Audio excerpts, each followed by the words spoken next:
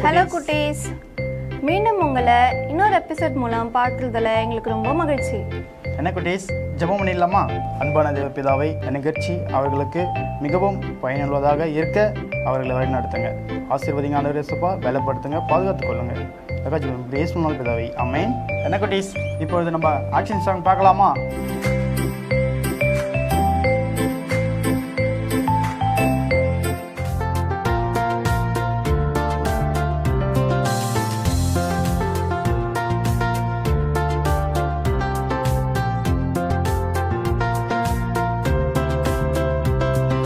பர்திமையோ என்றும் ஒரு குருடன் இருந்தானாம்.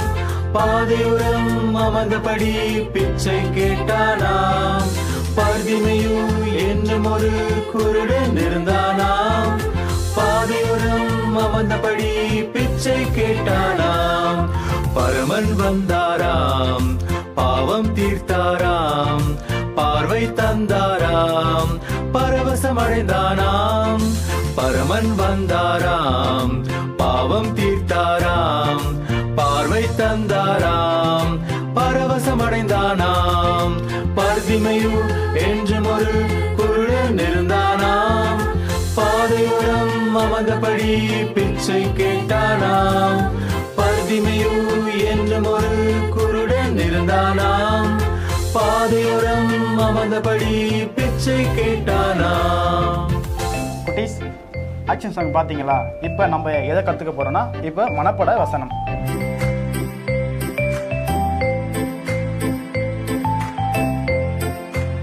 குட்டீஸ், நம்ம இப்போ ஒரு மெமரி வேர்ஸ் பார்க்கலாம். அண்ணாவும் அக்காவும் உங்களுக்கு ஆக்ஷன் பண்ணி காட்டுவாங்க. அது என்னன்னு நீங்கள் கண்டுபிடிங்க.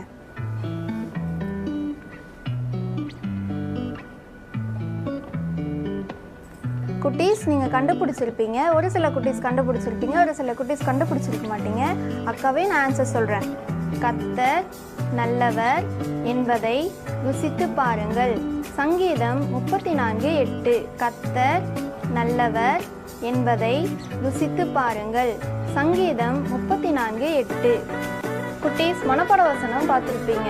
இதன் மூலயமா நீங்களும் கர்த்தருக்கு கீழ்ப்படிந்து நடக்கணும். சரிங்களா? அடுத்த நிகழ்வாக நம்ம பைபிள் ஸ்டோரி இப்போ பார்க்க போகிறோம். சரிங்களா குட்டீஸ்? எல்லாம் கவனிங்க, பாருங்க.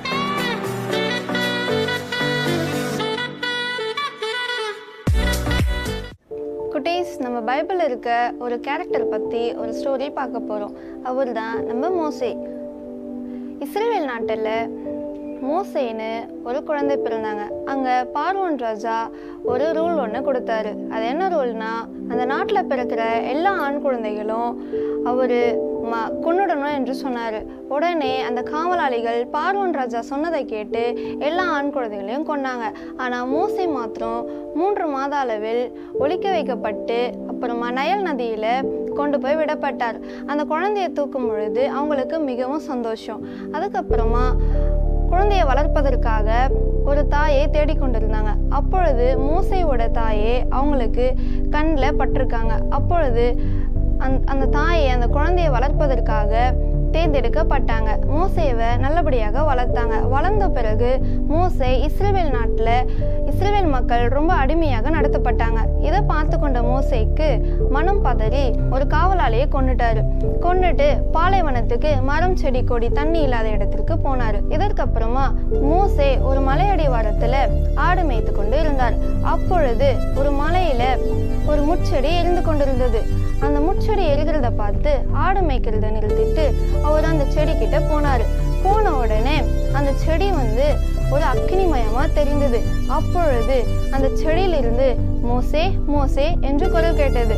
உடனே மோசே என்னை யார் அழைத்தது என்று யோசித்து அந்த இடத்திற்கு சென்றார். பார்த்தால் ஆண்டவர் மோசேனிடத்தில் முகமுகமாய் பேசுகிறார். மோசே, இந்த இடம் பரிசுத்தமான இடம், உம்முடைய காலணிகளை கழட்டிவிடு என்று சொன்னார். உடனே மோசே தன்னுடைய காலணிகளை கழட்டிவிட்டு அந்த முட்செடியின் பக்கத்தில் போய் நின்றார். உடனே ஆண்டவர் மோசேயிடம், நீ இஸ்ரவேல் மக்கள் அடிமையாகப்பட்டதை பற்றி மனம் வருந்துகிறார். ஆகையால் இஸ்ரவேல் மக்களை விடுவிக்க நான் உன்னையே தேர்ந்தெடுத்திருக்கேன் என்று சொன்னார்.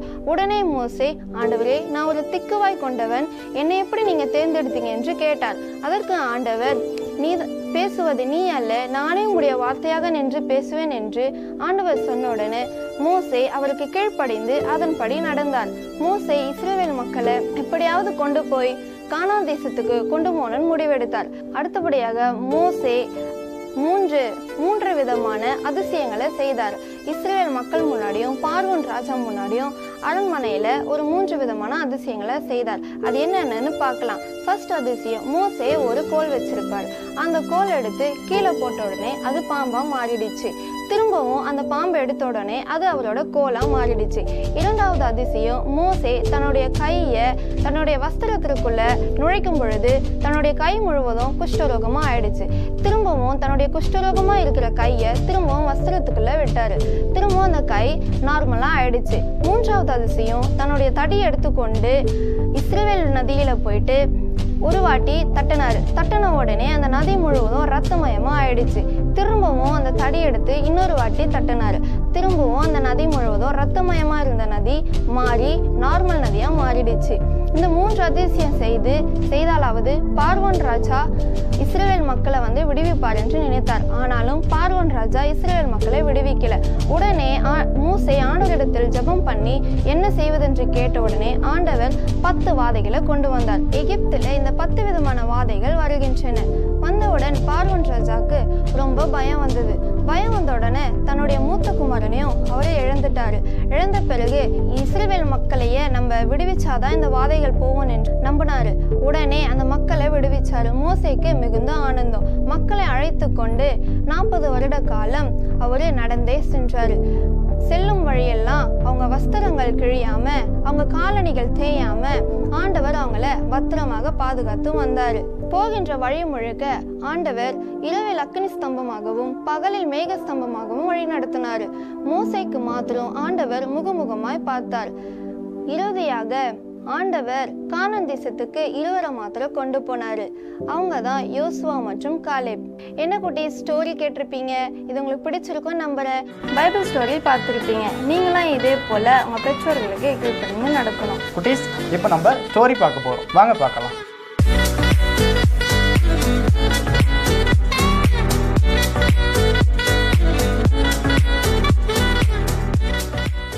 ஒரு அடர்ந்த காட்டுல சிங்கராஜான்னு ஒருத்தர் வாழ்ந்துட்டு இருந்தாரு. அவருக்கு ரொம்ப பசி எடுத்தது. பசியில எந்த விலங்கும் காட்டுல இல்லாதனால விலங்கெல்லாம் போய் தேடினாரு. தேடி தேடி பார்த்தும் ஒரு விலங்கும் கிடைக்கல.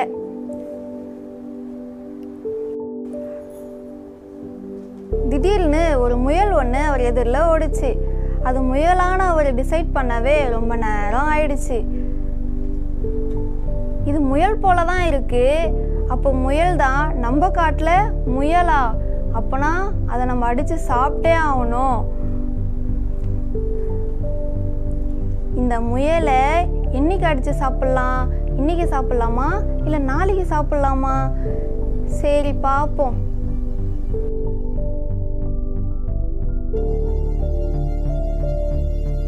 இந்த முயலை என்னைக்கு அடித்து சாப்பிட்லாம்? பசி வேற எடுக்குது. இன்னைக்கு சாப்பிட்லாமா இல்லை நாளைக்கு சாப்பிட்லாமா தெரியலையே. சரி கொஞ்ச நேரம் தூங்குவோம். என்னது, இந்த சிங்கம் நம்ம முயல் நண்பனை அடிச்சு சாப்பிடணும்னு யோசிக்குதா? இதை உடனே போய் நான் முயல் கிட்ட சொல்லிடுறேன். நண்பர்களே, உங்களுக்கு ஒரு விஷயம் தெரியுமா? நம்ம காட்டுல சிங்கராஜா இருக்காருல்ல, சிங்கராஜா, அவரு நம்ம ஃப்ரெண்ட்ஸ் எல்லாரையும் அடிச்சு சாப்பிடணும்னு திட்டம் போட்டு வச்சிருக்காரு. முக்கியமா முயலை தான் அடிச்சு சாப்பிட போறாராம். நீங்க தான் எதனா புத்திசாலித்தனமா யோசிச்சு முயலை காப்பாற்றணும், சரியா? சரி குரங்கு நண்பனே, நான் பார்த்துக்கிறேன், நீ கவலைப்படாத, போயிட்டு வா. நல்ல தூக்கம், நாளும் நல்லா இருக்கு. இன்னைக்கு தானே நம்ம முயலை அடிச்சு சாப்பிடணும்னு யோசிச்சோம். அப்போ இன்னைக்கு நல்ல நாள், முயலை அடிச்சு சாப்பிட்றலாம். எங்க அந்த முயலை காணோம்? எங்க அந்த முயலை காணோம்? காடு ஃபுல்லா தேடியும் முயலை காணுமே. அதோ இருக்கு ஒரு முயல். அதுதான், அதை பின்தொடர்ந்து போய் அதை அடிச்சு சாப்பிட்டுடணும்.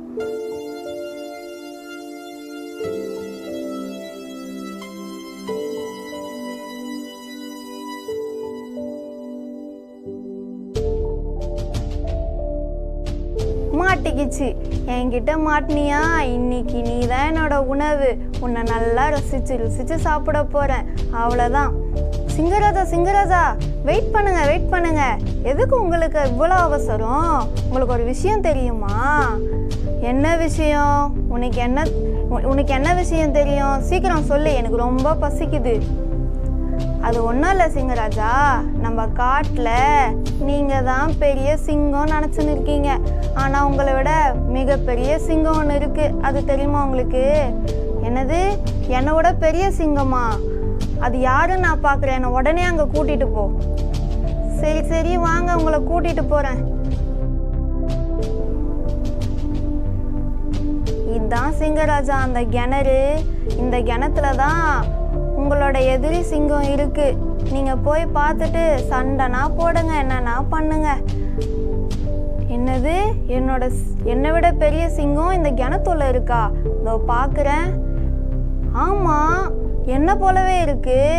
அப்பனா அதை நான் அடிச்சு கொல்லாம விட மாட்டேன். இப்பவே நான் போறேன். ஐயையோ குட்டீஸ், இந்த மாடல் ஸ்டோரியை நீங்கள் பார்த்துருப்பீங்க. இதன் மூலிமா நீங்கள் என்ன கற்றுக்குனீங்கன்னா, நம்ம எப்போவுமே புத்திசாலித்தனமாக செயல்படணும். ஏண்டா குட்டீஸ், மாடல் ஸ்டோரி பார்த்தீங்களா? நீங்களும் இதே போல் புத்திசாலித்தனமாக நடந்துக்கணும். வாங்க குட்டீஸ், இப்போ நம்ம அடுத்தது ஒரு ஸ்கிட் ஒன்று பார்க்கலாம். சரிங்களா?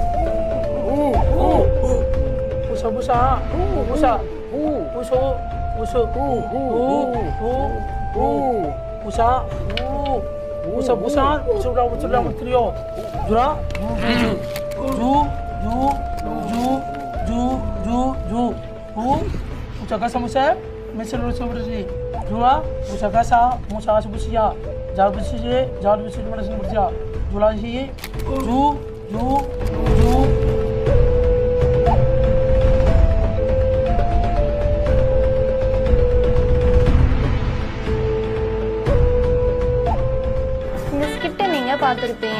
இதே போல நீங்க கர்த்தருக்குள்ள விசுவாசமா இருக்கணும். குட்டீஸ், இப்போ நம்ம அடுத்து டான்ஸ் பார்க்க போறோம். சரிங்களா? பார்க்கலாமா?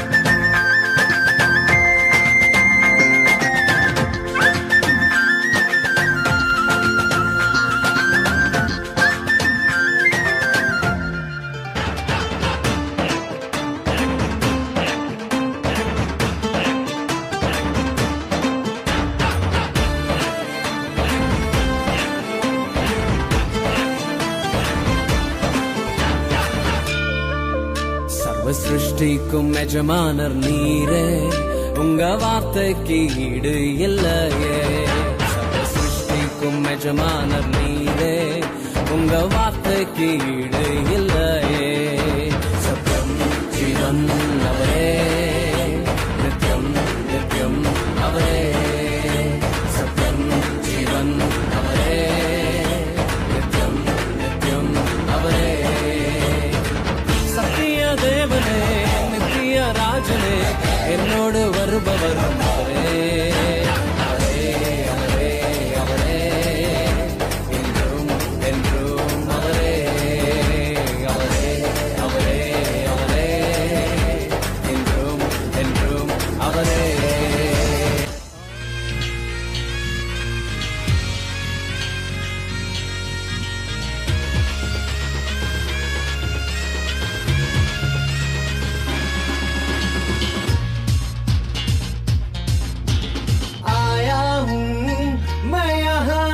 यीशु तेरे दरबार में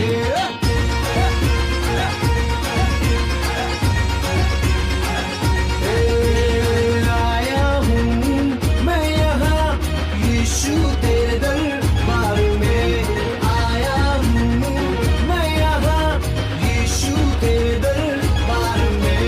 दरबार में हो तेरी स्तुति, दरबार में हो आराधना, दरबार में हो तेरी स्तुति, दरबार में हो आराधना। आया हूँ मैं यहाँ, मैं आशिक तेरा यीशु, मैं आशिक तेरा, मैं आशिक तेरा यीशु, मैं आशिक तेरा।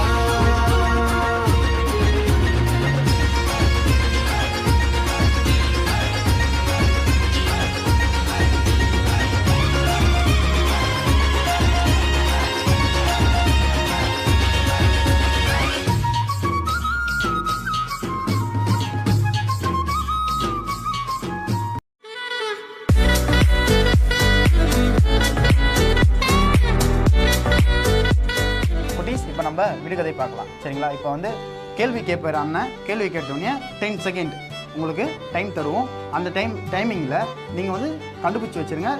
தெரியாதவங்க பரவாயில்ல, விடை அண்ணன் சொல்லுவேன். அண்ணன் ரைட் பண்ணுங்கள் பார்க்கலாம். கர்த்தர் அழைக்கும்போது சொல்லும் அடியேன் கேட்கிறேன் என்று சொன்னது யார்?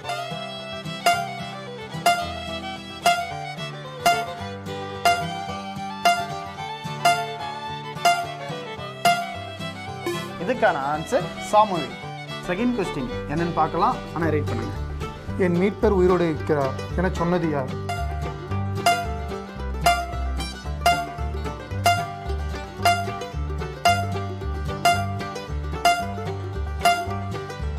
இதற்கான விடை யோபு. என்ன குட்டீஸ், மூன்றாவது கொஸ்டின் போகலாமா? சகேயு இயேசு கிறிஸ்துவை பார்க்க எந்த மரத்தின் மீது ஏறினான்?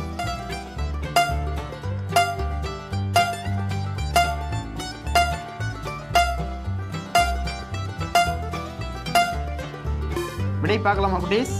அண்ணன் சொல்லுங்க. காட்டுத்தி மரம். அடுத்த கொஸ்டின் என்னன்னு பார்க்கலாமா குட்டீஸ்? அண்ணன் வாசிங்க. தேவனுடைய வீட்டிற்கு யாக்கோபு என்ன பெயரிட்டான்?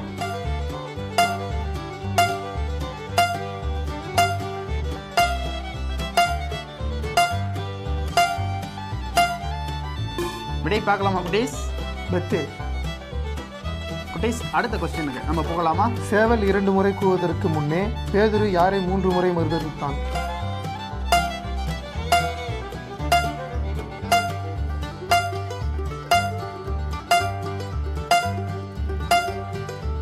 என்ன குட்டீஸ், ஆன்சர் சொல்லலாமா? இயேசு கிறிஸ்து. ஏசு கிறிஸ்து. என்ன குட்டீஸ், அடுத்த கொஸ்டின் நம்ம போகலாமா? நாங்கள் ஆராதிக்கிற எங்கள் தேவன் எங்களை தப்புவிக்க வல்லவராய் இருக்கிறார் என்று சொன்னது யார்?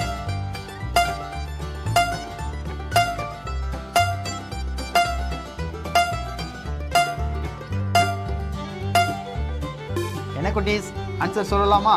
Shadrach, Meshach, Abednego. குட்டீஸ், நான் கேட்ட கேள்விக்கெலாம் நீங்கள் ஆன்சர் சொல்லியிருப்பீங்கன்னு நினைக்கிறேன். Very good.